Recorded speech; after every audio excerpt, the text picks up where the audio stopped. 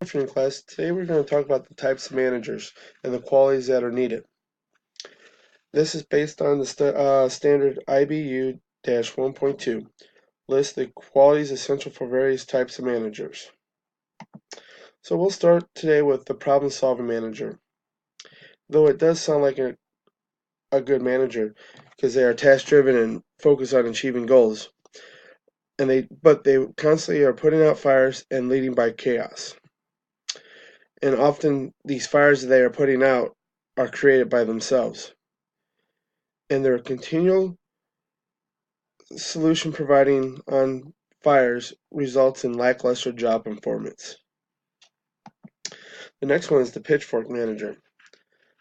This manager manages with a heavy controlling hand, usually is very loud and boastful, forces accountability, prodding results through threats and fear tactics. Many employees feel that this is a painful style and usually cannot work for them for very long. The third manager is the Pontificating Manager. This manager follows no particular management strategy, just kind of goes off the shoots from the hip. Usually unprepared for situations and produces inconsistent results. These managers, however, can talk to anyone and make them comfortable. However, this becomes a crutch to their leadership style, and they never work on improving it.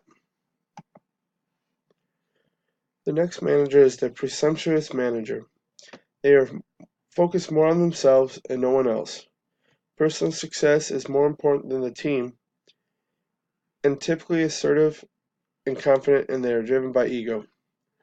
This breeds an unhealthy competition in the workplace, and many of them experience more attrition and turnover from employees. The next manager is the perfect manager.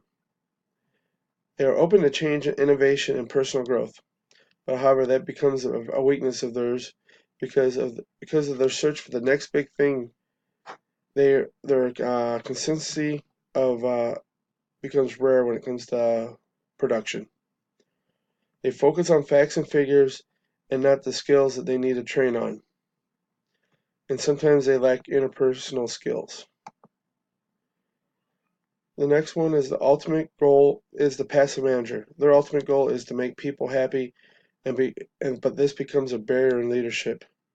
Many employees see these managers as incompetent and do not respect them. These managers will do anything to avoid confrontation.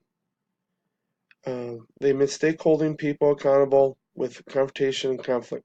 So they usually let things slide when an employee is performing poorly. And the very last manager is the proactive manager.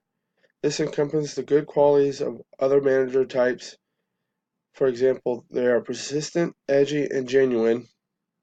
They are confident. They are enthusiastic, passionate, and present. And they are driven to support others and spearhead solutions. They desire to serve and be sensitive and nurturing towards their employees. And most of the time they are product and industry knowledgeable, and they are focused and organized.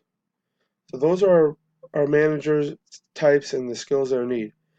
Well, think about these different types of managers, and when you come into class, we'll have a discussion on if you know any examples of these managers personally, and we'll discuss based on your personality what type of manager do you think you fall under. Please be honest. If you don't think you're a proactive manager, do not say proactive manager. I want your honest opinion of what kind of manager you think you are personally.